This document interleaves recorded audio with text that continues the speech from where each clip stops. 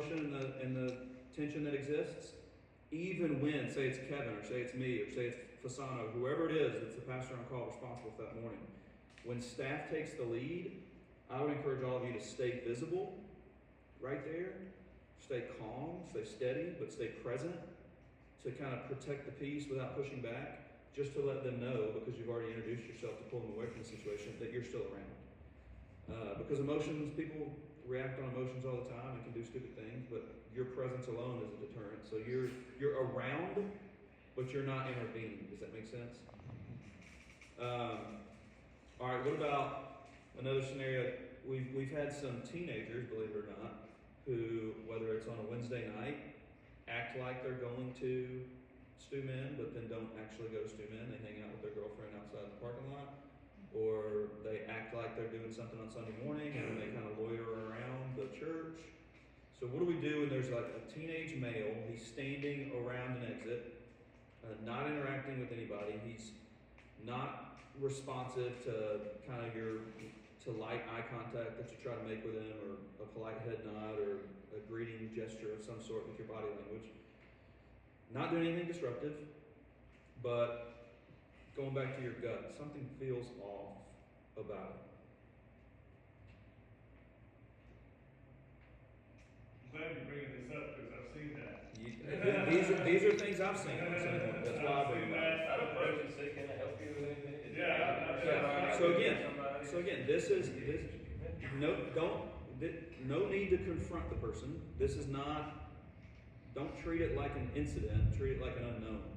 This is not a threat. I would say stay nearby, stay present in a non-intrusive way. Give space. Stay aware.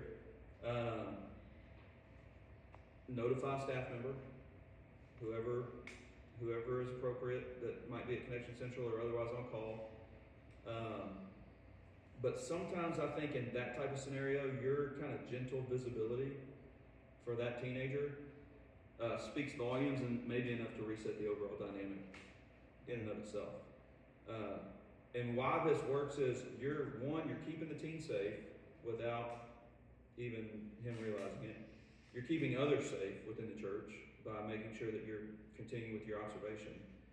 You're not escalating a non-threatening situation, but you're also not ignoring something that's worthy of observation and attention. So you're observing, but you're not assuming anything. And that's going to kind of build trust, I think, for everybody on all sides. Does that make sense? But again, that's another scenario where I think it's appropriate to mention it to staff. If you have that gut instinct and you see this teenager loitering around, whoever the pastor is can certainly try to engage if they need to. All right, there's a medium-sized backpack that's sitting in the lobby alone on a bench. You've passed by it 3 times now. Nobody's been by it in several minutes. No one's approached it, no one's touched it, it's still sitting there. What do you do? Notify staff. Call in. I'd call the control room and explain it and say, I might go inspect it real quick. I'd let staff take over at that point. So, Feels like police at that point. Mike, you got something? Wait long enough, check the area, and then call control, let them know it's a suspicious package, and let them decide whether, hey, why don't you check it, or hey, GPD's in the parking lot, I'm out there, come check their train, do that sort of thing, because we're not UOP personnel, and having seen the aftermath of IEDs, I'm not freaking checking. Yeah. I would say don't touch it. Don't ever touch it. And that just needs to be a rule. Don't touch it.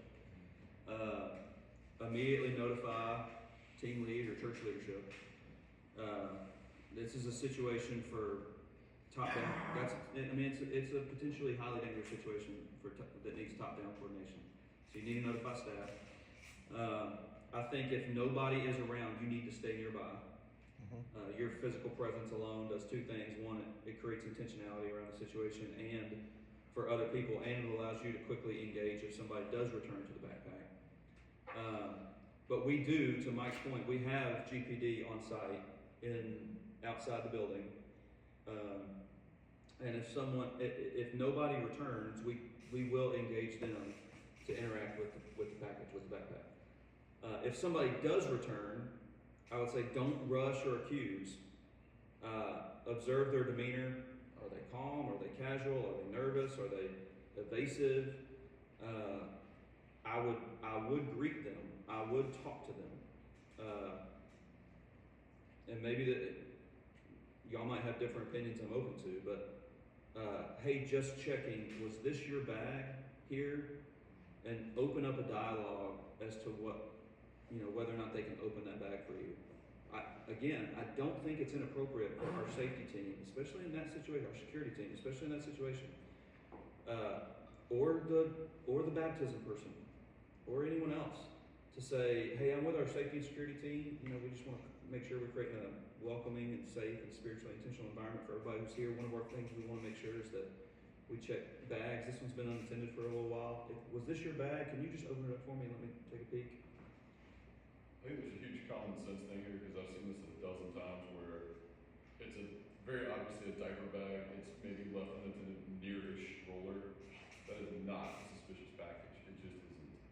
But at the same time, if it's a Blackhawk bag in the middle of the room, it's very obviously like tactical, scary looking something, and there's nobody around. Now I got a suspicious package. And there's everything in between. I mean, you can write a book on black and white. You operate in the gray. Everybody knows this. So it's a matter of your personal assessment in that moment. If you deem it a threat, it's not a threat. But if you deem it a threat and you call it in, you better treat it that way. So from that point of where Seth's going, I think, if it's a Wednesday night, stay in the vicinity. But if there's a potential weapon inside of it, don't stay so close to it, you're gonna get hurt by it. Maybe find a way to lock that door to that entry point so somebody else doesn't get hurt by it and block it off. Just common sense, I think. We did have this happen once, and where backpack was sitting up, and this is when Connection Central was in the middle, Mm-hmm. not where Zach, and was laying up against the side of it, and had been there, and I watched it for about 5 minutes, and then I told my captain, but then we also contacted Matt, and I said, there's a backpack that's been sitting there for a little while, and he went, I'm so sorry, it's mine. I said, just joking. Yeah, okay. Yeah. That sounds right. But in every one of those examples, kind of the principles we talked about play out. So one, you're deferring to staff when it's appropriate and when they're available, and when the problem isn't necessarily yours to solve. You're documenting or communicating what needs to be shared. You're using your discernment, to Mike's point just now, to observe and respond in appropriate ways. We're operating in the gray, so you're using your discernment and the wisdom that you've each been given based on experience and training to kind of know how to respond wisely and not react emotionally before just jumping in. And you're acting in a way that protects the space, but protects the dignity of people and reflects our ministry mindset that we want to undergird all of what we do with. And that's the key. I mean, we don't want to approach what we do as a team as that people are problems that have to be managed. That's not at all what our mindset needs to be. These are souls that we need to protect. That's kind of what we're looking at. And so when we respond in this way, we're not just maintaining order and safety, we're reflecting the character of Christ in the way that we're carrying ourselves and acting in humility. All right. Now, questions. I'll open it up to you guys. For the quarterly training, is that gonna be for the AGs and control room people? If so, what does that look like for people that are dual qual to do control room and AG? So, this shows some of my ignorance, but within the team, you're operating with multiple sub-teams. Yeah, so some of us can do You have the stand AGs. post or run Yeah. control room and have been checked out to do both. Okay. So I think our training is going to be generally applicable for both. Okay. Uh, But like specific control room things, like tracking someone through the building, how are we not losing that skill? What does the training look like? And this is kind of a Pam and Seth question, I guess, but how are we keeping those skills sharp where right now, we're mostly short on AG people. Pam's done a really good job of either filling in for the post when it's missing or control room people have taken. So like I haven't run control room in a while. And I think some, quarterly training, having something set up for control room, especially for the dual qual people would be good. Maybe as part of one of the trainings, we could have a component of that. I got an idea, I can talk offline about it would involve a teenager on a Sunday. Yeah, like stuff I'm like serious. that, like I know some we very need to sharp be kids in running DCS scenarios. We can rope them in on this, like a Van Arthur kid like that, who's Yeah. really sharp and plugged in. And Well, he and could be there part for of that training can, and control part of room that can person. be done on the morning that you are Sure. serving. 100%. I mean, what I do, to get myself familiar with all my cameras and where things are, is I will track people, or if I see a car come in, I will track that car all the way to where it parks, the people come in, I'll track them all the way to where they sit, just to get the, practice of learning the cameras. So that kind of stuff you could be doing when you are on your post any Sunday. And I encourage all of my CRs to do that. Spend some time when things are quiet and you can do that. So you can practice that and get familiar with that. Sure. So then maybe like for the quarterly stuff, implementing and like laying eyes on like the certain protocols and procedures that we have. Because I know if we were to get a bomb threat in the control room, when was the last time y'all looked at the actual sure, we got it, but then you're like scanning and then you're all flustered, adrenaline's high. Like when was the last time we actually like kind of ran through this stuff so it's not this adrenaline high, rush, frantic? Like, what would that look like, I guess, to implement some sort of training, I guess, once a quarter to practice these scenarios, lay eyes on the procedures more than outside of when it were to actually happen, or tornado threat, stuff like that. I think would be good to have some type of training so that it's fresh in the back of our minds when it actually does happen. Well, again, I would say that, especially as someone who is dual qualified, because, one Sunday do that, another Sunday come in, so you can, the more familiar you are in that seat, the more opportunity that you're going through the cameras, you're gonna get less flustered because you're gonna be aware and you're gonna know where these cameras go. It's just by repetition. So I would say if you can try to get in that seat as often as you can, that's very helpful. Currently, If you there's, work on Wednesday night, you could get Sure. a control room and, Yeah. you'll have real time people that. Right. And we can try to incorporate some Yeah. of it. right, and for those who aren't aware, we've actually instituted a 90-day currency rule for the control room people. If you haven't sat in the chair for 90 days, your next time sitting in the chair is with Pam observing, just to help coach, just to make sure that some of those skills, they're perishable, and you gotta practice some of those things because they're so specific and unique. So. Let me mention one other scenario that I want you guys to be mindful of. So I'm all of our pastors that will be preaching, I'm emphasizing this, but what about the scenario where there's somebody who becomes overly disruptive in the worship center during a sermon? Okay, because you put that on a risk matrix, maybe not a threat matrix, but a risk. That's probably on there pretty high. Should be, I'm going to make sure that all of our pastors, anyone who is going to be in the pulpit, has a responsibility for that situation. So they will either directly engage and instruct the person, or ask a member of the security team from the pulpit to, can you Help this guy. yeah, talk with this person, connect them with the pastor on call out in the lobby, get somebody to speak with him. Yeah. if they ask from the pulpit for somebody to do that, that's when you would engage with them and escort them out. Is that what the South Sanctuary seat does? Yes. Well, it could involve that person, it might not.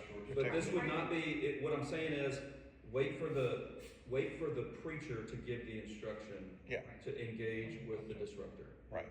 And Seth, are you aware of where the South Sanctuary seat? Yes, Okay. I think it's like second row. Yeah. Yeah. It's just a There's situation. North Sanctuary. See, I got some situational awareness too, Pam. Seth, how about somebody moving towards the stage in the middle of service? Right, someone stands up from their seat and they're obviously, Rushing it, you mean? well, and I don't know, maybe there's scales of gray there in the middle, but somebody's moving towards that direction, right? It could be that they're gonna go kneel and pray, it could be that they're gonna run up on stage and do something else, but what's the Regardless, it's thought? abnormal. Just- It's abnormal, that's right, so Abnormal. what's your thought on how you want this team to? Can you repeat that? Well, I'm just talking about if somebody is approaching the stage and they're obviously not planning on stopping, right? They're gonna continue up the stairs. Yeah, Mark's describing not the disruptor, but somebody who appears as if they're going to Yeah, go onto the stage, perhaps. Or maybe they Uh, Yeah, I mean, I think that moves into the red category where you probably need to intervene. yeah. Mhm. To Mike's point, probably not with a gun. Yeah, May- But definitely, in that situation, we go hands-on then. Well, it depends on what they do when they get there. I'm not sure. I'm talking worst case scenario. Necessarily. I'm not saying even that the guy's got to do it. He does not like, say, killing, you can tell he's going that Well, way. it'd be dependent on the severity of the scenario. Correct. But, you know, if they're just approaching and you can intercept and then walk them out, then that's the path. Wouldn't the thought be like just be a physical barrier? That's I'm not right. gonna touch the guy, but the guy's not gonna be beyond me, would be the thought, right? Yes. Yeah. The gentle more of lead. a deflection than anything else, right? Yeah. That gets gray really fast, with the scenario you discussed, that guy was looking for someone to crowd, right? In the middle of service was up front. But you're right, standing audience, that's, I think, part of the problem. Everything's good, so you gotta go through, you know, here's the physical barrier. And look, I mean, we talked a little bit about common sense and using that kind of color-coded gauge. Yes. Guys, I'm not gonna be able to describe every single potential scenario that you may face on a Sunday morning, both from the remote to the likely. Mm-hmm. And the varied, different levels of escalation for each of those various scenarios. Right. So in a lot of ways, this is gonna require you guys to use wisdom and discernment to know when it's moving to the category of red where you need to intercept or intervene. This is why, too, I want to remind everyone that if you are going to radio up, not on post, but you are an asset in the congregational setting, that you don't sit in the middle of a row. Always sit in an aisle end seat. Don't park yourself where you got to climb over people. If you see an escalating situation like that, the South Sanctuary seat is the post person. They may or may not be in a position to engage. You might. So you're still there. Even though you're not assigned the sanctuary, your role is still active. And you do need to engage if you think you're the only one or the best one to engage something that is escalating very significantly. So that's why we like to have you radioed up. And even if you didn't have a radio on, you can still respond. Now that's, a different scenario, but. Yeah, Mike? Laura Strauss told me about a scenario where she was sitting in the very back of the worship center, because she and Mike like to sit there, because they can see everything. And she saw a guy come in who was very questionable in appearance, which caused her to raise her level of observation. She wasn't even working for the security team that day. Just caused her to raise her level of observation. She watched him. He was carrying a bag, though it wasn't like a big bulky backpack, but carrying a bag. It was an anomalous Mhm. type of appearance. Looked like he was on a mission.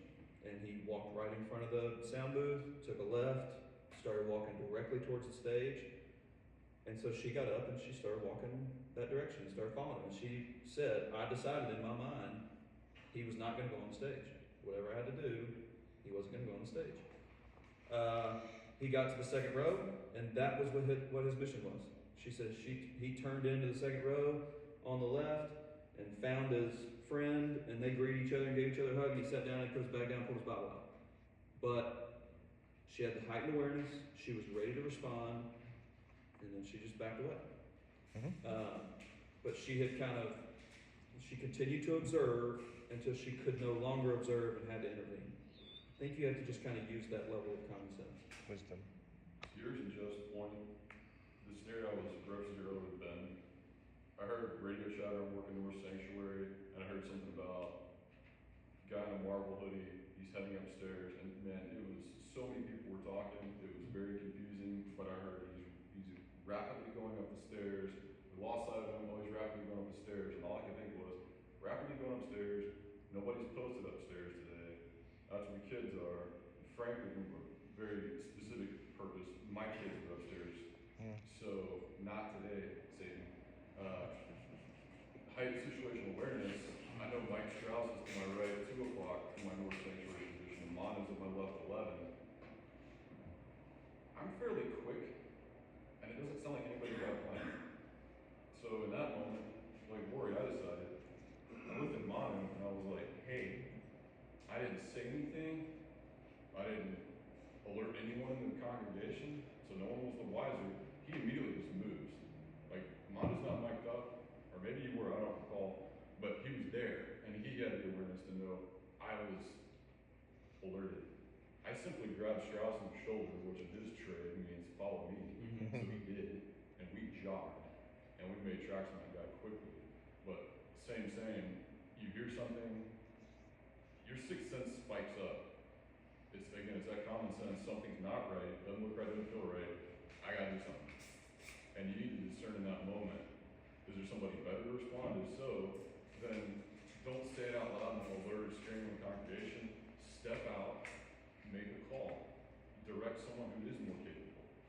In that instance, if in the North Lobby, I knew Eric was there, I would have sent him. Right? I mean, I'm just being real. I'm not because I want anything to happen to him, but he probably fights a heck of a lot better than I do. I'm no slouch. Got a guy who owns a jiu-jitsu gym. Eric, go get him. I'm right behind you. But the thing is, if you leave your post to one of your policies earlier stuff, it's somebody in there. Yeah. And so that was the whole mindset in that scenario. Now, twist it around, that whole thing began because Matt engaged him to begin with, because a guard engaged him. Matt took over, there was a handover, presence was maintained. Matt put him in the congregation and he got lost. Somebody did not maintain SA of where this guy was, he was lost, and then he was intermittently found and people said something, but nobody actually handled him. And so what sucked about that was, could we have engaged this guy better and dealt with him better? Absolutely. There's a chance he was just a lost soul that needed something, and we didn't feed him that day. So I hold that responsibility over everybody else.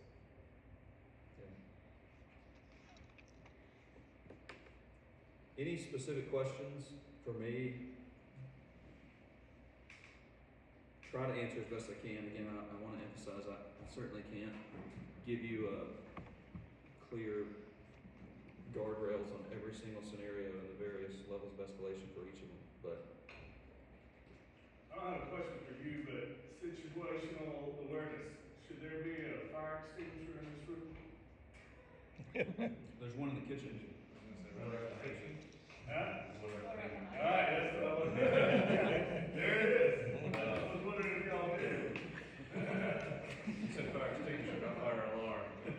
There's Well, there is Extinguisher there too. Yeah, see? By the way, there was a question earlier about fire, and we'll talk about this, probably when we train on our emergency response, emergency and medical response. But say hypothetically the fire alarm were to go off on a Sunday morning. When the fire alarm goes off, the system in the sanctuary shuts it off. So if Kennan's on stage, he can't give instructions for how people are to exit. It just comes over the speakers because it's tied into the fire alarm. Please exit the building. Or I don't know exactly what it says, but it gives a short instruction. But we're looking at all that, just because we need calm and very collected evacuation, of what would be the best scenario, what would be the best practice in that type of scenario. And we'll also make sure that you guys are equipped with the evacuation procedures, but that's the current status. If the fire alarm were to go off, there's no instructions for people in the congregation other than Get out. exit calmly, please exit calmly, get out. And they probably anticipate they're gonna go back to get their kids, but those doors are gonna shut, and the kids ministry team and the preschool ministry team have specific evacuation procedures where they're going out other doors that are on the far west side and on the south side and on the north side, rather than going anywhere through the lobby, unless they're upstairs. And so there's, they're not gonna get to their kids before their kids are exiting the building. Next thing say that, like, please exit quietly, children will be evacuated. Yeah, I'm trying to, break down the door. I'm trying to get right now with the group that installed the system to make sure that we can customize that message, so that we can say a little bit more clear instruction. I think that would be a good thing to brief possibly like the kids post on, because you're gonna have a mass like flood of parents trying to get to their kids, and there's gonna be one dude at that door that needs to be telling them something to that effect. And that's a fire rated door that needs to stay closed. Yep. It might be something that when they check them in, or when, I don't know, once in a while, tell your congregation, hey, if there is a situation, I mean, I know your first thing is to run to get your kids. They're not gonna be there. Yeah. Well, like you said, the door- Another thing, by the way, that we're looking into, there's been no decisions on this yet, just so know that, but another thing that we're looking into, so we have the new capital improvement plan underway for approval with Germantown. We just got through the planning commission, next we go to design review, but it's gonna open us up to have more opportunity for kids ministry, all of kids ministry, all the way up through 5th grade on the first floor, with student ministry in the upstairs of one of those. One of the things we're looking at and implementing is a lockdown type of system with a lockdown button. It would shut off all the Prox cards for, basically anybody who has one, whether you're elder, staff, except for the ones you select that could bypass it. And it would shut doors and lock doors, and there would be placards that have to be placed on the doors, and we'd have to train our team on those for all clear when the police come through. But we're looking into like a lockdown system that would automatically close doors, seal doors, shut down areas, and shut down access. So just for your awareness, there's been no decisions on that, but it's something we're looking at. I mean, you guys, is it included in that plan, traffic control or bollards or something to keep people from driving through the doors and things like that? We don't have Planter on there, boxes we or haven't something? quite gotten to that point, like from the Gotcha. parking lot at the entrances, like, Yeah, yeah, but, like the Orchard right now is putting those in. yeah, They have a little bit of a different dynamic with theirs, cause they're in a strip center. yeah, And there's like the runway, there's an aisle runway that goes straight into their entrance. And they have a lot of like 18-wheeler semi-truck traffic that comes through there. And so they're installing some of those right now. And it's something that obviously we're considering, but we haven't gotten to that point. yeah. Like you see at Walmart at the entrances, those poles. Here are Yeah. the balls at Target or planter, big heavy, planter boxes or what, Seth, can you clarify what the church will reimburse for training right now? In terms of initial training for getting the AG license and then recurrent training. Most of our guys just are happy to pay for it out of pocket. But for those who want to be reimbursed, that is still an option, correct? Well, yeah, I think it would be like because this is y'all's license, just like, we carry a certain level of insurance for while you're here, but like, if you were to go with your carry permit to Target and use it, our insurance wouldn't cover whatever actions or behaviors you do there. You know, at one time, there was a request or consideration for having an individual policy for each member of the team that would Right. cover you at all times. But we just thought, you know, that's probably not the best way to approach it. When it comes to the license is y'all's. Y'all could use it here, you can use it anywhere. That said, we want every single member of the team to have that license. It's kind of a minimum basic requirement. And so we're balancing those two, and I think that where we've come to is it'll be the responsibility of the team members to have their AG license. That said, if there's somebody on the team that for some sort of financial hardship just is unable to secure that license, we're happy. We don't want that necessarily to be a barrier for them to participation on this team if we think they're going to be a great addition. Right. And so we'll consider those reimbursement scenarios on a case-by-case basis. The general policy, absent an exception, will be that people all have their armed guard license because it's personal to them. But if there is a financial need, we're certainly happy to do that. Okay. The same with T1G, in order to make it make sense with this new training regimen, one of the things that we're probably gonna do is have, we're gonna pay the, $12,000, $13,000, whatever it is, for everybody to go. But it's another like $8,000 to pay for everybody's ammunition. And so we're gonna have supply your own ammo for this training. However, if that presents a financial hardship for somebody, we're happy to consider an exception to that to ensure that our members can be well equipped and participate in this training. Okay. But if someone's able and can, then we would want them to supply their own ammo. And that's just kind of how that'll be approached. Does that make sense? It does. If you buy it in bulk, it's a lot cheaper.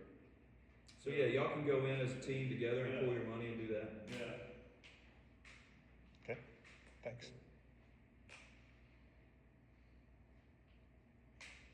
Any other questions?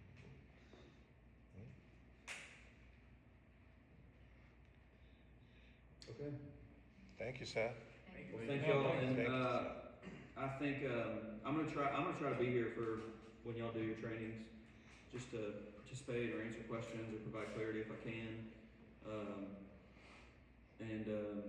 If there's ever anything in the meantime, I want you to know that I'm approachable and don't hesitate to reach out. I'm happy to. Just a quick question. You talked about having the pastoral go-to person for our team. Is there one tomorrow? I mean, Mark's leading the team tomorrow. I think he probably wants to know who's his go-to tomorrow. Matt's out of town. I know that. Matt's out. So you'll be the go-to. The only time I'll be unavailable is I have to do a baptism. But outside of that, I had no other responsibility except being on call for you guys. Okay, and I'm fleshing this out because I know how my wife thinks. And that is, if there's a situation where we need to contact you, for instance, for tomorrow, or if it's Kevin next Sunday, can the control room have their cell phone number so that they can use that as the initial point? Absolutely. Okay, so is there a way that you can coordinate with that go-to person to come to the CR, meet with the CR staff and say, I'm your go-to, and here's my cell phone number if you need to contact me for anything? Yeah, pre-service. Yes, Just as a stop protocol, in there. That's great. as a routine. Yep. Okay, great. That's all I want to know. Hey, since Matt's not here, the AED or whatever that thing is deep in the lobby. Okay, I'll look at it before I leave. Okay, Yeah. really? Yeah, it's low Battery or must be something. bad or Yeah, something. just let you know. All right, I'll take a look at it. okay. All right. All right, well, thank you, everybody. Yeah, thanks, y'all.